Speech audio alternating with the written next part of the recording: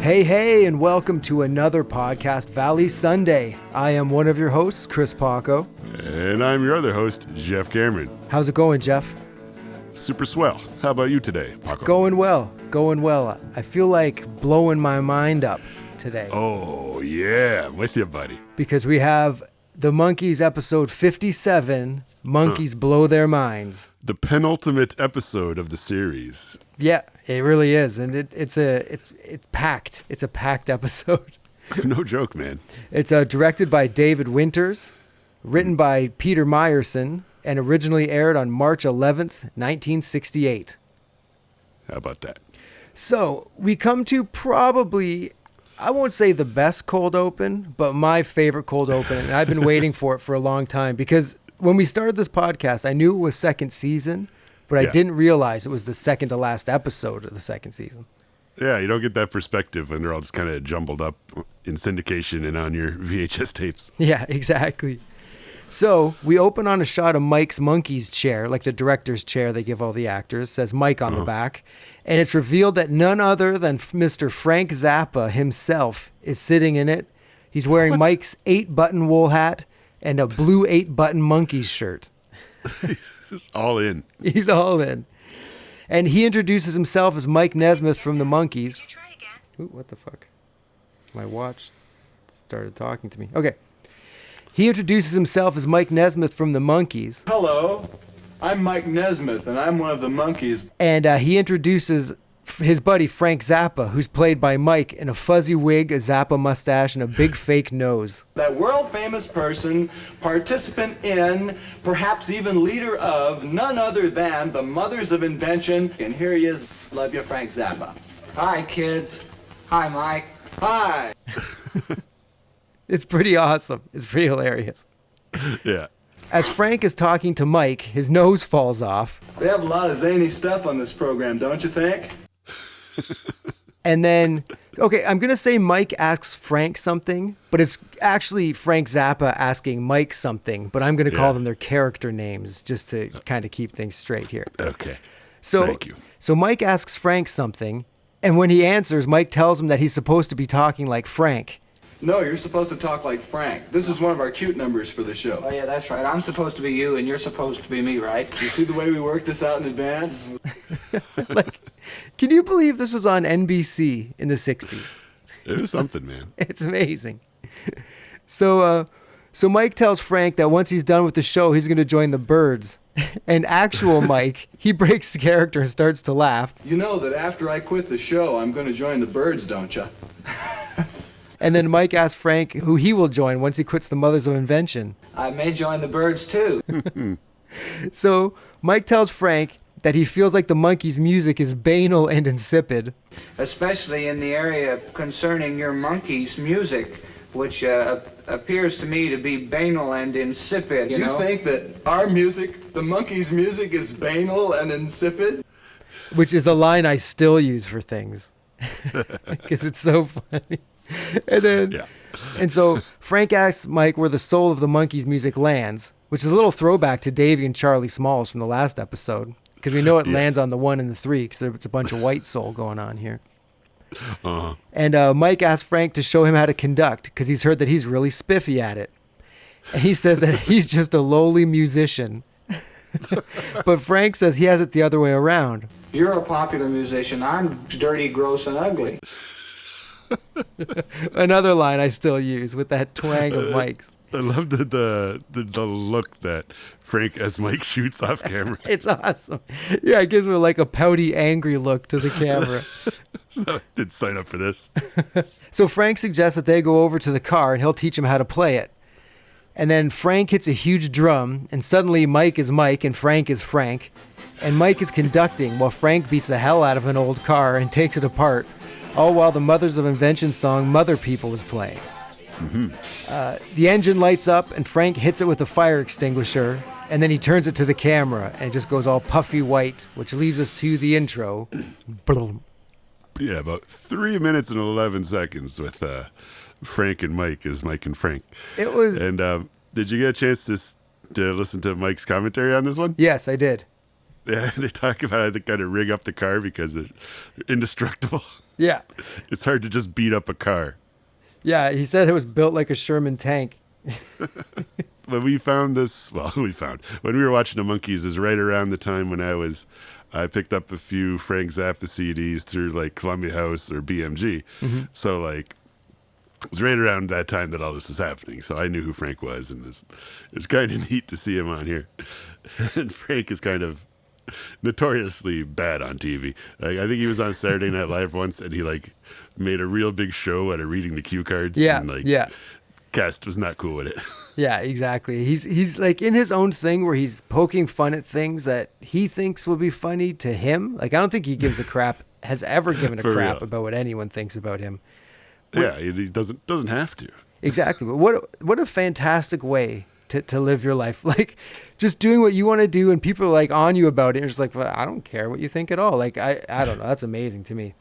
For real. And also, Mike was saying at this point in the show that all the four boys had gone crazy. And so that's with the actual show. And so that's why they brought in Charlie Smalls and brought in these extra people. And he wanted Frank Zappa. And Frank was the one who said, I'll only come on if I can play you. And so that's how it worked out the way it did. They never got around to it, or the scheduling didn't work out. But Peter's choice, I believe, for a person was Janis Joplin.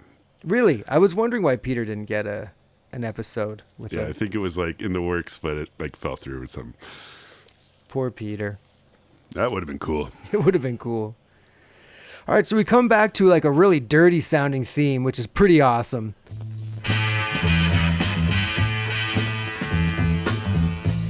And Peter's walking down a street and he sees a sign that says Oraculo, world's leading mentalist, down the alley. And Peter reads it in an obvious voiceover. Oraculo, world's leading mentalist, down the alley. And he heads down to the shop. And inside, a familiar guy lets Peter in. And this is Rudy, played by none other than our buddy James Frawley. Jim. Who I was wondering why he wasn't directing. And I guess we know why. He's tested himself out in front of the camera now. This place is filled with a bunch of weird stuff. And he walks up to Oraculo, played by our main man, Monte Landis, and he introduces himself. But of course, Oraculo already knew that. He's the best mentalist. So Peter says that he's been trying to write a song but can't come up with anything, and he needs Oraculo's help. Oraculo seems very uninterested until Peter mentions it's for an audition, and suddenly he's like super interested. It's a 10-week gig at the Club Cassandro, and that's a hell of a gig. That's like 2.5 months. Yeah, man. That's amazing. He asks Peter to look deeply into his eyes and asks what he sees, and Peter says, dishonesty, cowardice, and a lack of scruples. Too deep. Try again. So Oraculo asks Peter if he'd like to join him in a cup of tea. Do you think we'll both fit? And as they're laughing, Rudy distracts Peter, and Oraculo puts something into Peter's tea. Super shady. Pulls the Way cause. shady. And Peter takes a sip and is instantly in a trance. So Oraculo tells Rudy that the Monkees will never succeed because he has a plan, and the two of them just start laughing, like Austin Powers style laughing. So at the audition, Mike, Mickey, and Davey are wearing the black 8-button shirts, and Mike's wearing the green 8-button hat. It's actually a 6-button hat if you count the buttons. And so We got time for that. And so I guess the shirts do make another appearance. We kept saying like this is the last time for the shirts, but this was Or it was I think recorded. it was last time they shot with the shirts, because this, Yeah. judging by everybody's haircuts and Mike's pre-tonsillitis voice, it's this was shot in the first part of the 1967 before headquarters. Well, yeah, before headquarters and the tour and Pisces and all that. So it does have that kind of like almost season 1.5 vibe, right? Yeah, exactly. They're still kind of really invested in the show, and like everyone's present and accounted for. Yeah, like Mickey has the flat hair. Which Mike, in the commentary, Mike talks about that. And he said like Mickey used to put like a stocking on his head. He'd wet his hair down and then put a stocking on it to keep it flat because he didn't like his curls until he eventually embraced the curls. And Mike, I agree with Mike because he Big also time. said, I liked him with the curls better. And I also like Mickey with the curls better. I think everybody does. I think so, too. It's like iconic. Yeah, exactly. So anyway, there's some square old guy running the auditions, oddly enough. This is Milton Latham, and he tells him to hurry up because he doesn't have all day. It's another jerky grown up, so it is definitely has those season 1 vibes. And Mickey says that there's no sense in setting up if Peter's not even there. And Mike says, well, they can set up, but he really wishes that Peter had written them a song. So they're completely unprepared. Even if Peter's there, he's supposed to have a song for them. And if he does, he's showing up with a song that they've never heard before. So what are they going to do? What's it going to be about? An alligator or something? Yeah, exactly. I miss him. So Peter shows up in a trance, and off stage we see Oraculo and Rudy. And Oraculo says that not only is he a good psychic slave, but he's got perfect timing. And Rudy asks if he thinks it's going to work, and Oraculo says that the great Oraculo never fails. And when Rudy brings up a certain failure, Oraculo smacks him on the hand. So Davey says that Peter looks like a machine, and Mike says that he always does, but Peter puts his bass on backwards. And when Davey asks if he's okay, he says he's fine, but in like a trance-like voice. Yes, I'm all right. Let's go.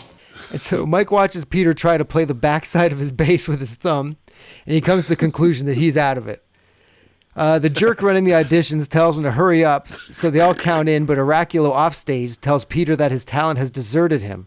So when they kick in, Peter crows like a rooster. And Mike asks if they want to try it one more time.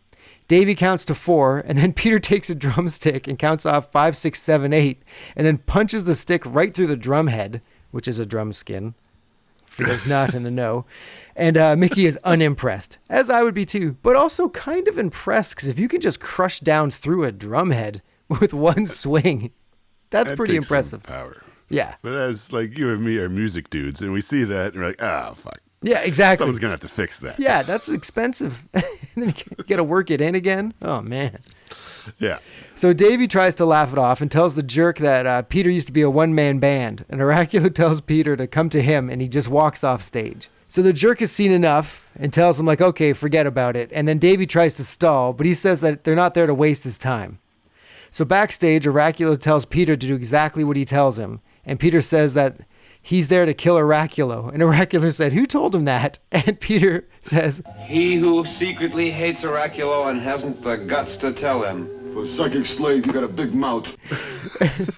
And then Peter's dressed in like a weird suit and vest thing, and he looks kind of like a grinder monkey. With these big puffy pants and everything. So, Latham, he asks who's next to audition. And Oraculo tells Peter that the time has come and they must win this audition. And we cut to Oraculo on stage with Peter floating on his back in midair. And I don't know if you could see this on the original cast, but on the Blu-rays, you can see the strings. But see, you don't never know if they want you to see the strings in the Monkees, right? Like they want you to be in on the jokes and the tricks. So who knows? But either way, I don't think people at home in 1968 were like, holy man, he made Peter Tork float. So the boys are watching the audition, and Mickey realizes that Oraculo has stolen Peter's mind. It's like, good call, Mick. And Oraculo says that he can raise Peter up, and Rudy pulls a rope, and Peter goes higher. Or he can take him down, and then Rudy lets go of the rope, and Peter just crashes to the floor. Oh, man. So Latham the jerk is blown away. And when Oraculo comes to the boys, he asks what they think. And Mike says, well, I think you're a ruthless fraud. Mickey tells him that he freaked Peter's mind, and everyone is impressed with his line reading. You freaked Peter's mind! That was very good. Nicely put. Lovely. That freaked his mind. I like that. Yeah, me too. I want to use that. So Oraculo says that Peter came to him under his own free will and asked Peter that if that's correct. And then Peter says, Whatever you say, master. Which when people say that, you got to kind of take that with a grain of salt. Like, because trance-like sound and putting master at the end, it's like, I don't know. I think something's up. So Latham the jerk tells Oraculo and Peter to come with him so he can drop the contract, and they leave. So Mickey yells after Peter and tells him that the door is always open to him. But if he comes over with his friends, he should write first because they're going to be renting his room. Guess they got to make up for that money they didn't get for the 10-week gig. Yeah, for real. So back at the pad, Mike is talking to Oraculo on the red phone and is sitting in a crazy painted chair that almost looks like a king or queen from a deck of cards, like a psychedelic one. Yeah. It's interesting. There's a couple of chairs in this episode that look like that. So Davey says that if they're going to help Peter, they have to get him alone. And Mike says he needs Oraculo to come over, but he says that he usually doesn't make house calls. Mike says that he's lost his memory, and when Oraculo asks if he remembers who he's talking to, he says, yeah, it's Oraculo. And Oraculo says that he's already working. So Mike says that he was carrying a briefcase with $50,000 in it, and Oraculo chokes. I wonder what that would be today. That could be like $200,000 or something. Maybe. And so Mike says that he's willing to give half of it to whoever helps him find it. And surprisingly now, Oraculo is down to help. Oh, of course. And he can come over right now. So Mike hangs up, and he says that he'll keep Oraculo busy and asks Mickey if he's found anything out about how to fix Peter.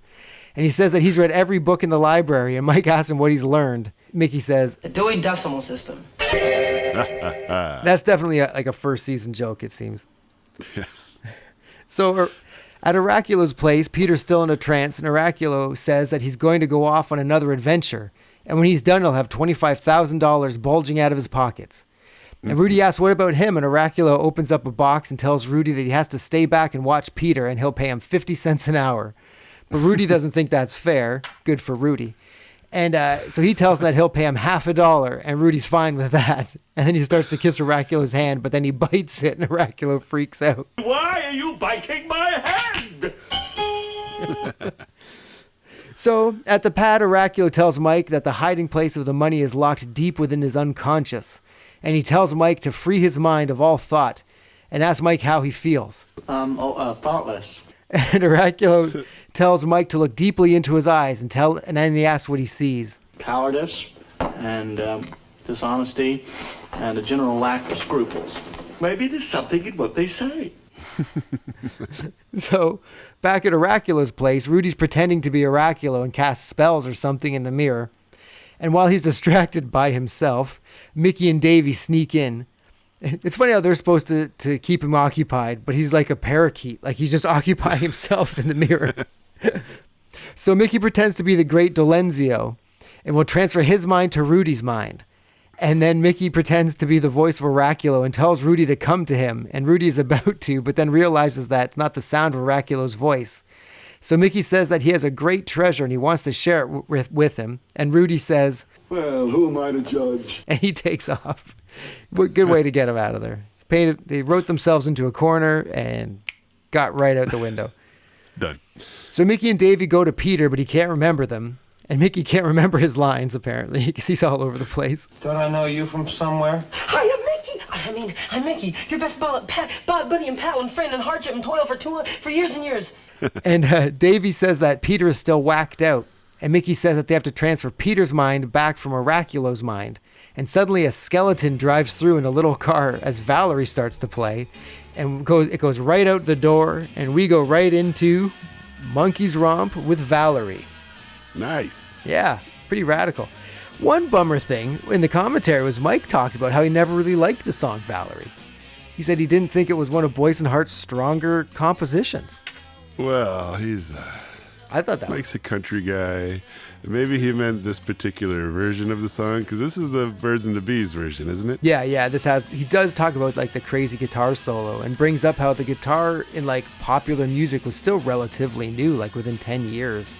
Yes. And somebody playing a solo like that, people like guitar heads kind of lost their minds over this song trying to figure it out. For real, yes. Yeah. But in song terms, there's a girl I know who makes me feel so good. Yeah. And I wouldn't live without her, even if I could. Okay. Yeah. Shakespeare it ain't. No. So maybe Mike is onto something from a quality of song content point of view. But that's just I lyrics. love the riff. I love the harmonies on the chorus. Everything's good. Mike swung and missed on that opinion of his. Yeah, well, what can you do? So, to get into the romp, Peter is turned into a skeleton, and Mickey jumps into Davey's arms.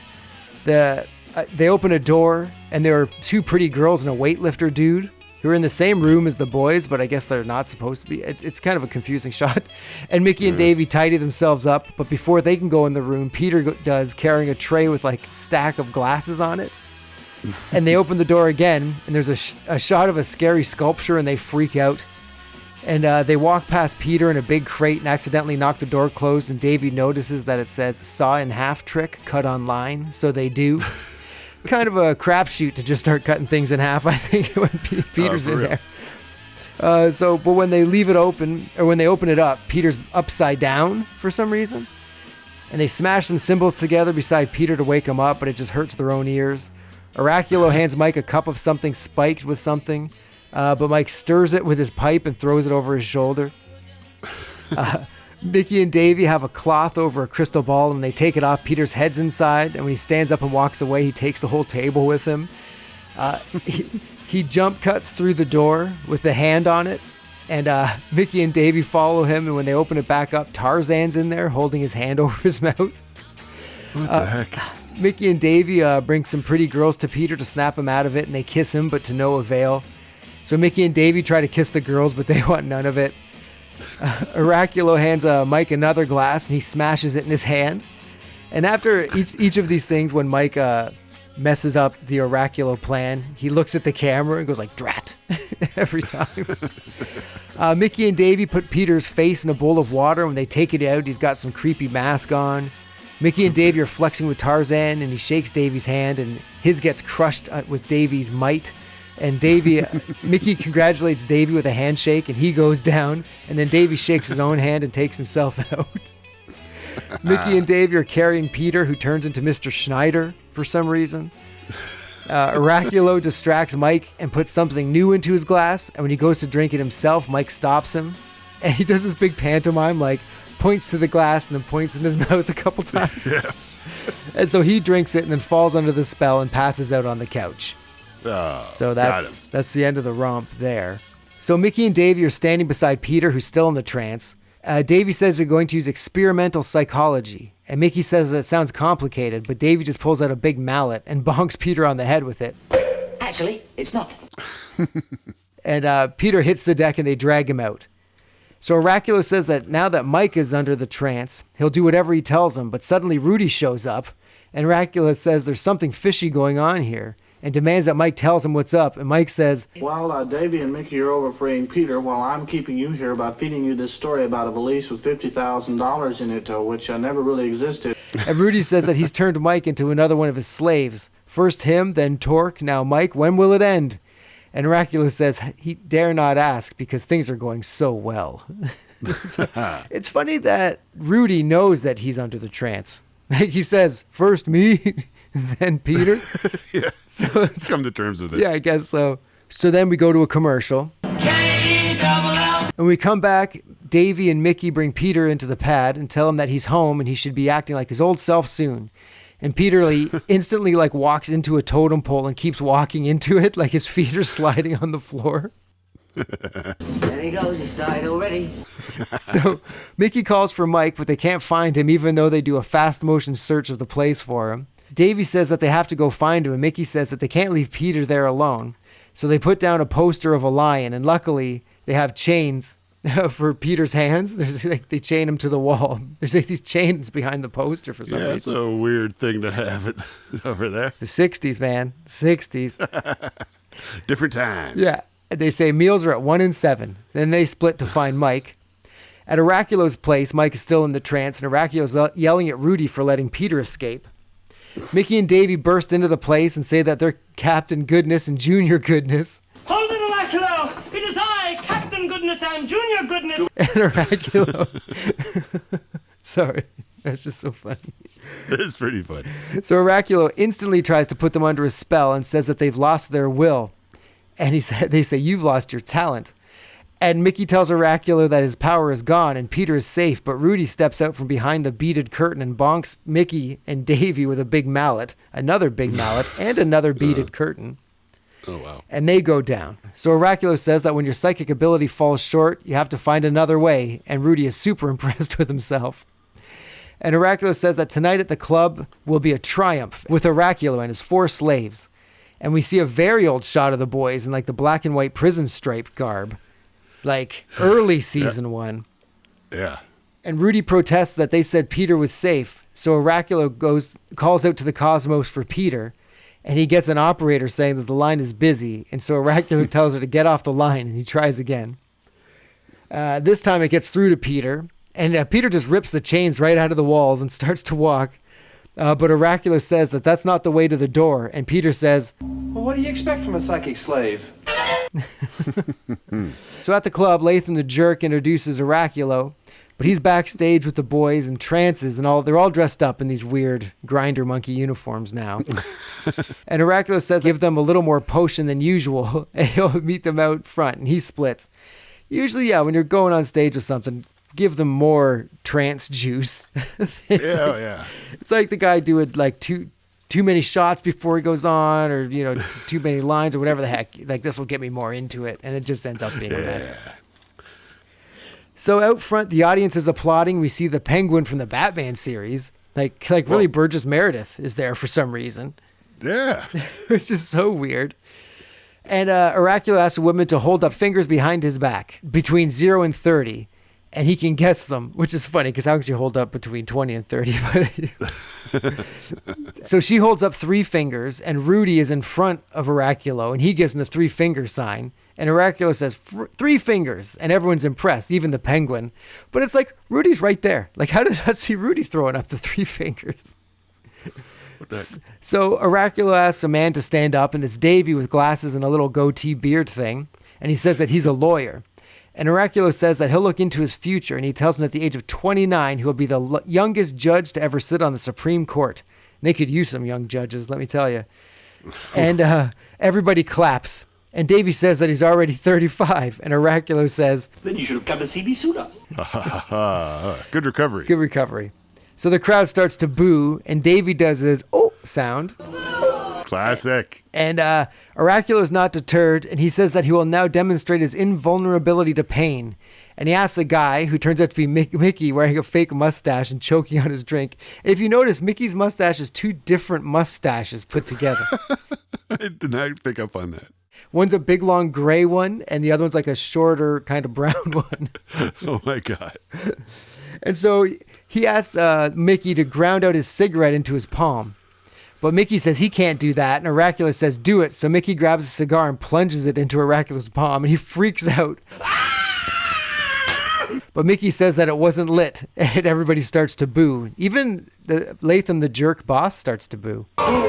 Backstage, Rudy asks if the boys need any more potion, and he smacks Mickey on the cheek, which snaps him out of it. That's all he needed was a little smack. And then Rudy leaves. So Mickey smacks Mike on the cheek, and he says, don't do that. And then he smacks Davey on the cheek, who says, Don't do that. And then he smacks Peter on the cheek, who says, Thanks, Mick. So out front, Oraculo's losing the crowd, and Rudy tells him to get ready for Oraculo and his 4 slaves. And the Monkees come out with their hands on each other's shoulders, and they walk around Oraculo singing some weird tune, and the crowd is loving it, which is weird. And Oraculo says that they're under his complete control and tells them to go rigid, but instead they go limp, and then the place starts booing again. Very tepid crowd, one side to the other. For real. And the boys follow all over each other, and the crowd starts to laugh their asses off while Rudy tries to get the boys to be rigid. And Peter starts to bark like a dog, and then they all start acting like dogs. And Oraculo says, Ladies and gentlemen, is my famous dog. So this leads us to Monkees Romp number 2, which we haven't had romps in like the last 3 shows, and this one we get 2 romps. For real. And it's to Gonna Buy Me a Dog, which is a throwback. Crazy, obviously because they're doing the dog act, but still kind of shocking. And so it's old footage of the boys rolling up in the Monkey Mobile. Before it said Monkey Mobile on the side. It's filled with dogs. The boys running around a big property with dogs, playing with dogs. Then Latham the Jerk is acting like a dog. The Penguin's laughing. Mickey's trying to teach dogs how to roll over. Mickey and Davey fighting over a bone. Peter playing with the puppies. Oraculo and Rudy acting like dogs. The crowd's cheering, loving it. Rudy asks if this is something they should be doing, and Oraculo says, Master, slave, what's the difference, Rudy? As long as we're in show business. And that's the end of the story part of the episode. Yeah, for real. They must have had like 15 minutes shot for this episode. Exactly. 2 romps. In between like the intro and like a bunch of stock footage from the dog day and then this whole thing at the end coming up. Yeah. There's not much show to this show. So that must have been why they're probably just not going to use it, and then they just needed another show to fill out the seasons. So they're like, okay, let's bring in Frank Zappa and let's do an intro that's really long and pretty much stick a song at the end. I think the Penguin might have been there. Penguin might have been jealous that Catwoman got to be on the Monkees. Maybe. Maybe. He's a big fan, or maybe he showed up for work as the Penguin, and for some reason they weren't shooting that day. But he was like, "Well, actually, the Monkees are working today. Go over there. Maybe you'll be in a crowd scene or something." Yeah. As the Penguin, why not? Gets paid by the giggle, so he's like, meh. For real. So then after that, we get the video for Daily Nightly. It's great, obviously, fantastic. This has been on like 4 or 5 times now. It feels like it does. Well, see, between this and Star Collector, because they're both like both wearing white, they both got the moves, Same vibe, all that yeah. stuff. It's like I keep getting them kind of switched, but this is definitely not the first time it's played. for real. It's like all in white, cool visuals, cooler music, completely rad. The whole thing. Yeah. Mike is completely still through the whole thing. The whole thing. He's just leaning up against whatever that thing is. And Peter does like weird arm motion. Davey's like giggling throughout it. It's like, I wonder why Mike didn't, like, it's his song. Like, you know what I mean? He's getting some bucks. Yeah. Maybe he wanted to sing it. I don't know. It would have been very interesting. And I think we talked about it before when it was on, and you can't really tell in the shot, but it's at the pad on their little bandstand. Yeah. It's just lit. You'd have no differently, idea. So you can't see the background. Yeah, you'd have no idea that they're right outside the beach. Yeah. The quote unquote beach. Yeah. And Mickey's having a great time on the Moog, and then at the very end, he just yells, "Psychedelic!" Psychedelic. It's awesome. And that's the episode. That's episode 57, all there. So overall thoughts, not a bad episode, but it's obviously shot a while earlier and follows like the early vibes of the show. Yes. And but at least the band was a thing. Again, it revolves around the band trying to do something at its very core. Like then they become in a trance and this kind of thing. But it's because they were trying to get a gig at the very It's a good least. combination of the band stuff and the weird Monte Landis dressed up as something shit. Yeah, exactly. And obviously the Frank Zappa intro is possibly the greatest intro of any of the shows. And again, it's so good. It also shows where they could have gone in the third season with what they were talking about doing. Yeah, absolutely. And you get the snippet of Frank's music. Yep. Which is not, I think, is one of a few, only like a couple times do they play someone else's music on the show. And we're going to see it one more time in the next episode, folks. So stay tuned. Yeah, stick around. Don't bail on us yet. It's the last one. For real. You've made it this far, folks. Yeah, come on now. Guns, no. And that's a hat trick. 3 episodes in a row, I believe, don't have guns. Wow. Yeah. The peacenik Peter and the hippie movement, maybe they finally got through to the suits. We don't have to have guns in our rock and roll TV show. Yeah, exactly. Highlight of the show for me, intro with Frank Zappa. Seems obvious because I've been going off about it. Yeah, I'm with you there, Paco. It's hard not to. Yeah. Was there a Monkees ruse? I guess when they pretend to be under the trance after Mickey smacks them all out of it. Yes. So, fourth wall break. There's like the Frank Zappa stuff at the beginning when Mike says he's dirty, gross, and ugly. Every time Mike throws away one of the laced drinks, Oraculo looks at the camera as well. And I feel like with the Monkees, there's so much fourth wall breaks that I'm missing so many, just because it's integrated into the show that I don't even notice it. It's just part of it. Yeah. So you feel like you're there with the guys. Yeah, so I apologize if I've missed things. Best musical moment for me, Daily Nightly. Although the Valerie romp is nice too, so it's decent. Yeah, still a good tune. Yeah. Classic Monkees moments. We got the back-to-back "Don't Do That" and the Davey. Oh. Yeah. What wouldn't fly in 2022? Maybe calling them slaves. Doing maybe that. Maybe. But other than that, it seems maybe spiking people's drinks. I don't know if that's... Yeah, maybe. You know. Maybe this counts as a classic Monkees moment, but that's a series wrap on Mr. Schneider, folks. Oh, yes. And I was going to mention this later, but we're in the Did You Knows now anyways, but Mike talks about, they called him Mr. Schneider like as an insult to Bert Schneider in the commentary. So that was kind of funny. Because you always knew he was named after him, but it was always like, are they doing it nicely or not nicely? And Mike, apparently not nicely. Yeah, Papa Nez lets you know.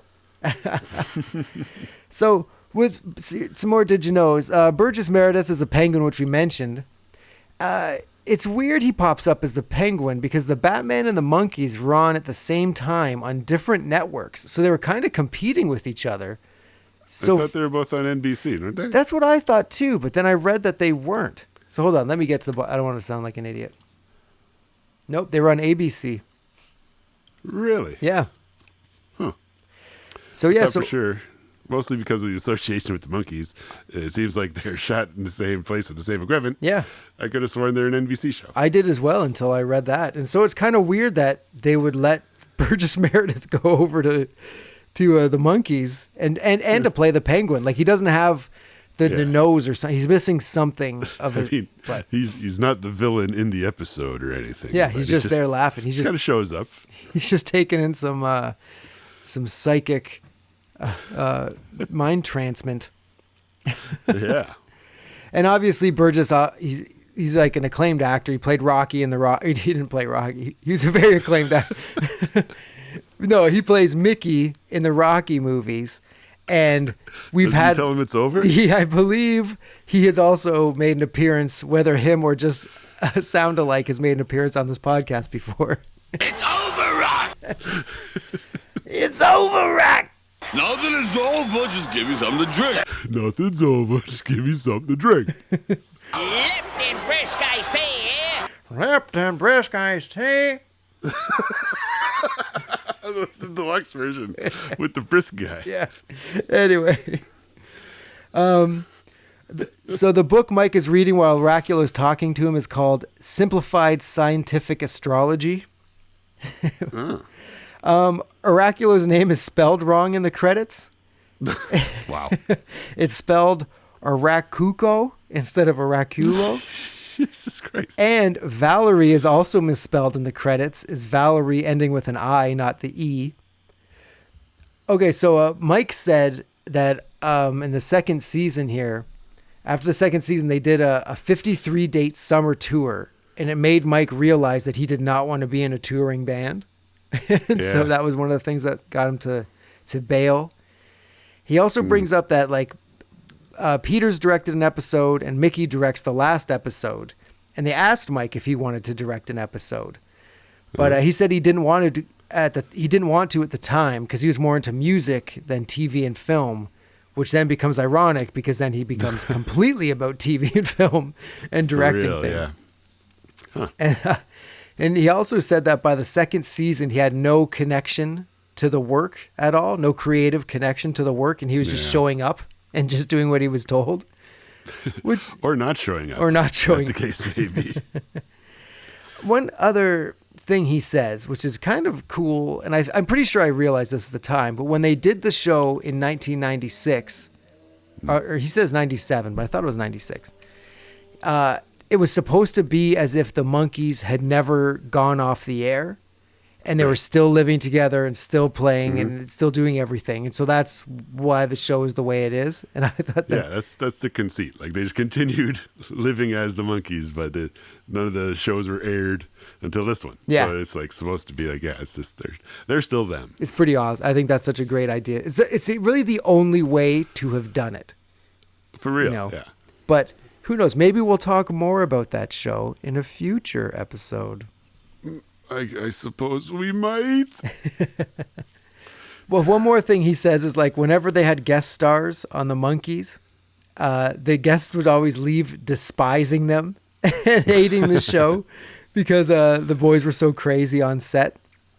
Yeah. And so one last thing Mike said has nothing to do with this show, but I think is just really funny. And it's in the commentary he says that Mickey was building a helicopter in his basement.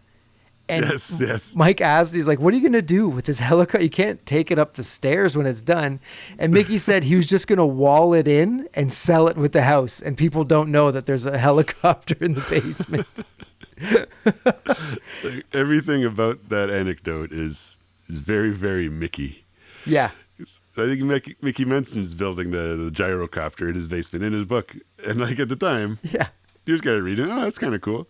He's always kind of doing stuff that you don't realize it's in his basement. Yeah. And like, can you imagine the person buys the house whatever, lived there for years. Like, okay, let's knock out this wall. I think we could put something in here. You knock it down a wall and there's a helicopter in the basement. Like, it's perfect. It's a perfect way to like create mystery for these people. For Absolutely.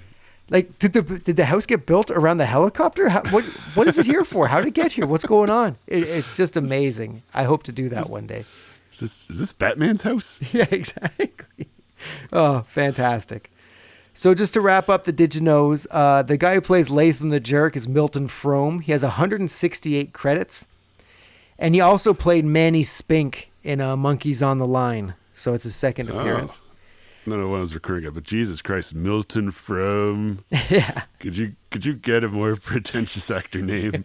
It's just Latham the Jerk. And of course, Monte Landis, 67 credits. And he plays 65 of them are on the Monkees. Yeah, exactly.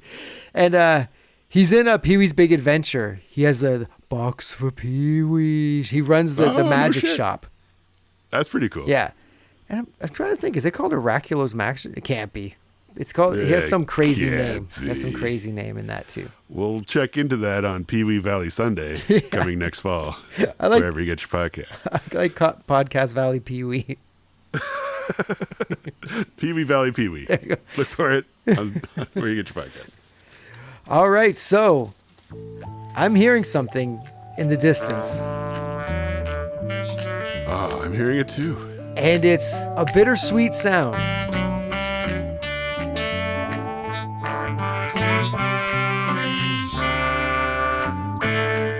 This is our final Randomatic countdown featuring the Woolhat of Mystery. We've gone through all but 3 songs. Mm-hmm. And it's a moment. Let's face it. If you're into Podcast Valley Sunday, this is a moment. It's yeah, man. This is a big day, and we will have a big countdown wrap up show. We will, yes. And the hat will attend that as well. Yeah, I'm sure. Just the place of honor on the like. We're gonna roast the hat. Yeah. But no, for real, we're down to 3 tunes, and for real, I have no idea what they might be. I may have an idea of one of them, but I'm not positive. One thing, last week, if you listened to last week, we pulled out 2 bangers. Way bangers. Which almost made me bummed out because like, man, if those are the last 2 songs we pulled from the hat, it would have been awesome. Because we don't know what's in here. It could be like 3 dudaroos. Might be 3 jellies. I'm hoping for jams. We might get jellies. Hoping for the jams. All right, so I think who goes first? Because we've been going I've had 2 the last 2 times. Yeah. Well, I'd say you came up with the Woolhat concept, so you can pull 2 today. Thank you. That's how we'll do that. All right, so reach on in, bud. Thank you. There it is. Okay. It's a little crinkly. It's been in there a long time. It's 99 pounds. Off it changes. Interesting. She's a 99 pounds. 99 pounds. I say 99 pounds. 99 pounds. She's a 99 pounds of some kind of dynamite. Yeah. That's 99 pounds. Sung by Davy Jones, written by Jeff Berry, and released on Changes, the final Monkees album. And it's a banger, folks. And man. It wasn't recorded then, by the way. What did you think of the tune, first of all, Paco? Good, man. It jumps out of the gate. Like when it was playing, when it got to the chorus, I'm like, oh yeah, okay, I remember this song.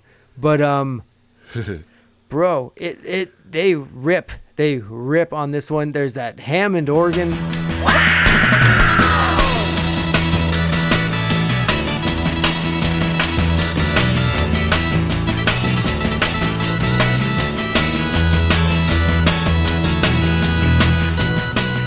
It's crazy. It's a good banger, dude. You're right, 100%. It is pretty wicked, and indeed, it was not recorded in late 69, 70-ish when the Changes album came out. It was actually from early 67. Jeff Berry had produced this during the last Don Kirshner supervised sessions, which also yielded a little bit me, a little bit you. So I kind of like, on the surface, kind of has that vibe to it. kind of does sound like a little bit with the tambourine. It's probably the same bunch of guys. Yeah, it's very interesting, and it's a good song. It's a great tune, and Jeff Barry was. I think we talked about it before with the Changes album. Jeff Barry and Andy Kim were trying to produce an album, and the label was like, "Nah." They're like, okay, well, how about we do a Monkees album instead? They're like, all right. So Jeff Barry dug up this tune and stuck it on the end of side one. Interesting. So yeah, no, it's a good tune. It's cool to have like a sneaky good one come out at the very end as well. Absolutely. All right, so where do you think? I like it a lot. It's definitely one of my favorite Davey tunes for sure. Yeah, it jumped up that list. Where do you feel it should go on the Randomatic countdown here? Oh goodness gracious, Paco. Let's see here. It's tough because so many good tunes. Yeah, man, I'm looking at the list myself, and it's a stacked cast for quite a while. No joke, but I'm going to make it our new number 42 in between Sunny Girlfriend and While I Cry. We're going to put 99 pounds. My goodness, there you go. It's just a couple minutes. You can put it right at the end of any Monkey mixtape you got going. And that the Changes bass makes a big appearance front and center. For real. As it always does. It's probably does. our highest charting Changes song. I'm just going to go out on a limb and say it without even looking. Oh, except maybe Love You Better. I think that's up in that was an early pull from that we became very fond of. Yes, number 12. I Love You Better is number 12. Awesome. But anyway, Paco, it's your last chance last to put chance. your phalanges into that chapeau. All right, let's see what I get. Let's see what my last pull is here. All Alone in the Dark. Oh. I don't think we have to take Changes off the turntable for this one. Whisper softly, will it sound so nice? All alone in the dark. All alone in the dark. All right, All Alone in the Dark off the Changes album. And I would just like to apologize to everybody for this being the last song I pulled out of the hat. Why couldn't it have been Saturday's Child? Like, seriously. No dice. See, with this song, as I was, we re-listen to the songs, and it's going along, and I'm like, I don't know, it has all the things I dislike about songs in it, essentially, and it has like the goofy little like acoustic guitar, and then I'm like, this song can't get any more annoying, and then it has a kazoo solo.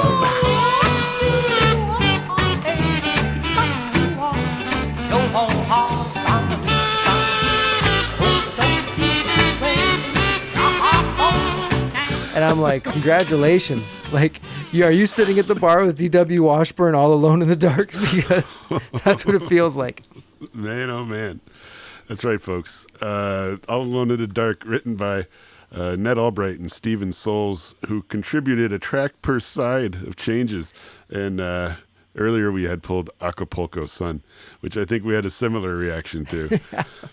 Another Albright Souls joint. Yeah, not into it, Albright Souls. No, Ned Albright is kind of has a lot of songwriting credits. Nothing I'm really into. And Stephen Souls later became part of Bob Dylan's Rolling Thunder Review. That's cool, though. As far as this tune goes, I wonder if Bob Dylan had Stephen Souls play many kazoo solos on that tour.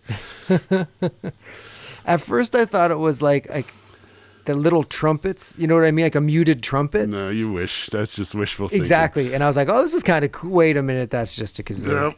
So. But hey, man, we couldn't wrap up the hat without finding another jelly. True enough. Yeah, jellies and the jams. Back of the fridge. So I am going to put All Alone in the Dark, I'll say right below Pillow Time, and right before Don't Bring Me Down at number 131. Yeah, okay. I was looking around it, and there's things I like Theme from the Monkees is 125. Yeah. Teardrop Shitty is 128. I mean, so I was like, you know what? Don't Bring Me Down has kind of grown on me a bit. When we do our last review, we might have to all right, maybe I'll scooch it up a little from Poo Poo Pool It. Like, I have to say, when I see that one, I don't even remember which one it is, so I can't really talk sauce. All right, Jeff. If the goal of this pulling from the hat was to be like the first picked.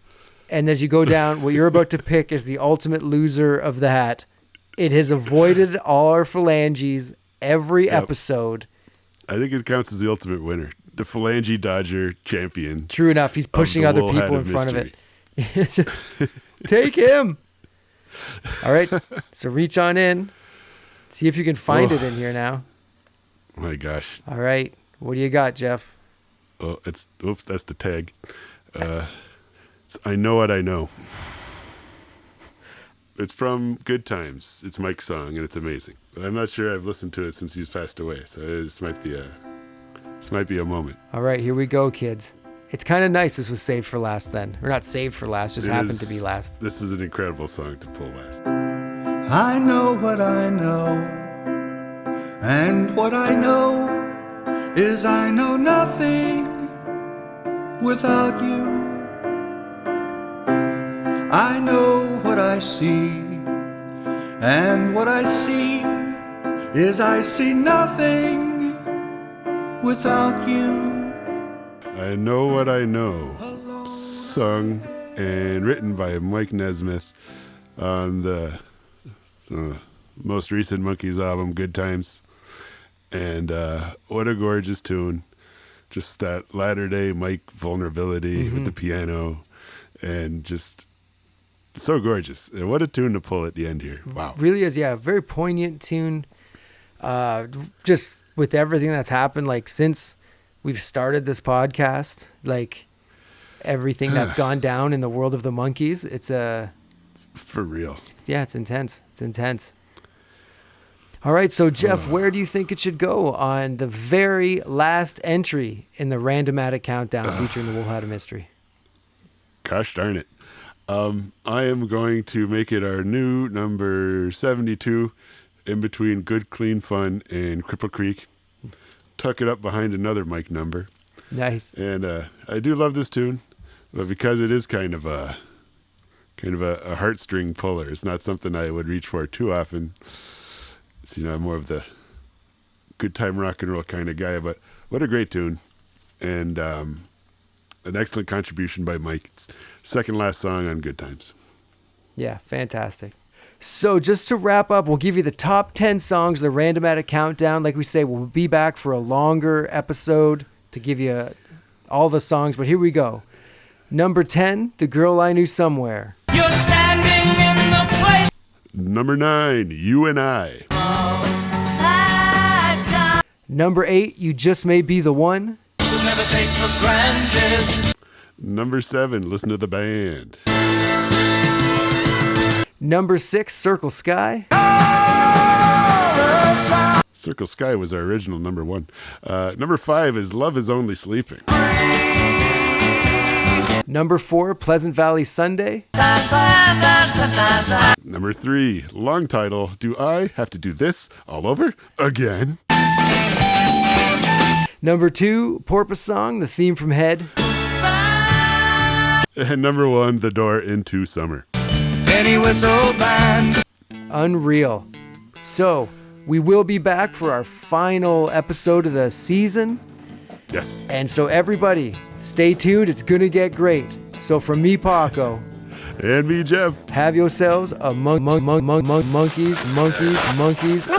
literally monkeys. Hello, Jeff and Paco. Wait, I am friendly. The evil wizard Glick is trying to use my Frodis energy to take over the world. You must help and try and stop him.